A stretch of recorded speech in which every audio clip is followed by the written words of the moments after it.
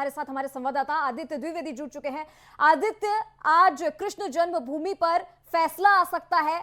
ईदगाह में ये एक बड़ा मामला है, सदियों पुरानी लड़ाई पर अब फैसले की घड़ी है। 350 साल पुराना ये विवाद है जिसको लेकर आज फैसला हो सकता है। इस पर सबकी निगाहें टिकी है। इसको लेकर क्या कुछ जानकारी है आगे की?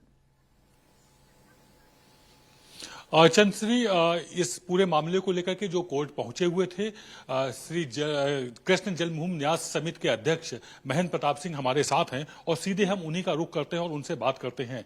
आप जो दावा कर रहे हैं कि वहां पर स्वास्तिक का निशान है और गर्भगृह में मंदिर है, कृष्ण जन्मभूमि वही है जहां पर मस्जिद बनी हुई है, ये दावा आपका कैसे है? देखिए, मैं आपको बता दूं कि 1670 में जब औरंगजेब ने इसका विध्वंस किया था मंदिर का, तो जो मंदिर है वो असली मूल गर्भगृह है, जिसे ये मस्जिद कहते हैं, वो असली गर्भगृह है भगवान का। और वहां से मंदिर को, विग्रह को औरंगजेब आगरा ले गया था और आगरा ले जा करके वहाँ एक जामा मस्जिद है, बेगम साहिबा की मस्जिद कहते हैं, उसकी सीढ़ियों में उसको लगा दिया गया। वो आज भी विग्रह लगे हुए हैं। उसके लिए भी हमने केस डाला है कि विग्रहों को वहाँ से ला करके और वहाँ पर उसकी मथुरा में जो मूल गर्भगृह है भगवान का, जहाँ से विग्रहों को ले जाया गया है, वहीं उनकी प्राण प्रतिष्ठा कराई जाए। हम इसलिए कहते हैं कि जो स्ट्रक्चर बना हुआ है वो हिंदू वास्तुकला का प्रतीक है। उसकी दीवारों पर कमल बने हैं, स्वास्तिक के निशान हैं, गदा हैं, चक्र हैं। लेकिन ईदगाह मस्जिद है, उसका कहना है ये मामला सुनवाई योग्य ही नहीं है। उन्होंने जो अपनी दलीलें दी उसमें ये बातें कही हुई हैं। नहीं, वो गलत कह रहे हैं, क्योंकि वो प्लेसेस ऑफ वर्शिप एक्ट 1991 का हवाला देते हैं और कहते हैं कि ये मेंटेनेबल नहीं है। लेकिन मैं यहाँ क्लियर कर दूं कि ये जो केस हमने 23 दिसंबर 2020 को डाला था और हमने 1968 के उस कंप्रोमाइज को चैलेंज किया है, जो गलत फैक्ट्स दिखा करके वहां पर कंप्रोमाइज करा गया। असल में यह प्रॉपर्टी भगवान श्री कृष्ण जन्मभूमि ट्रस्ट के नाम पर है और कंप्रोमाइज किया श्री कृष्ण जन्मभूमि सेवा संस्थान ने। तो एक ही प्रॉपर्टी को भी कैसे कंप्रोमाइज कर सकता है? तो जब श्री कृष्ण जन्मभूमि ट्रस्ट की प्रॉपर्टी है और श्री कृष्ण जन्मभूमि सेवा संस्थान ने जो कंप्रोमाइज किया वो गलत है, नल एंड वॉइड है।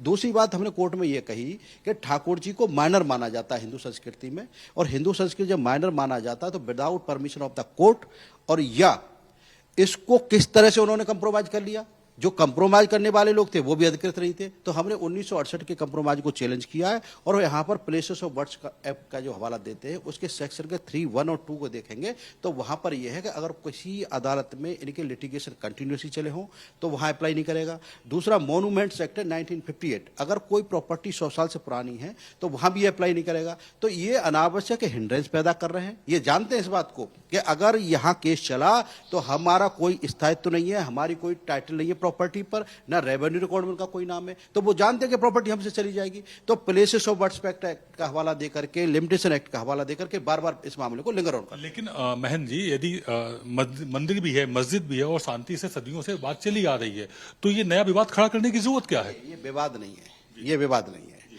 विवाद इसलिए नहीं है कि ये 13.37 एकड़ जमीन ये शुरू से हिंदू पक्षकारों की प्रॉपर्टी है। इसे आप 4 अप्रैल 1770 से लेकर के जब बैटल ऑफ गोवर्धन हुआ था, मराठा पेशवा थे दौलतराव सिंधिया, उन्होंने इसे नजुल की लैंड घोषित किया। फिर अंग्रेज आए 1815 में तो उन्होंने इसको ऑक्शन किया था। फिर बनारस के राजा पट्टीमल ने इसको खरीदा 13,400 रुपए में और उनसे फिर मदन मालवीय ने लेकर के श्री कृष्ण जन्मभूमि ट्रस्ट को निहित कर दिया। तो ये प्रॉपर्टी हिंदू पक्षकारों की चली आती है, कहीं भी इन लोगों का कोई मतलब नहीं है।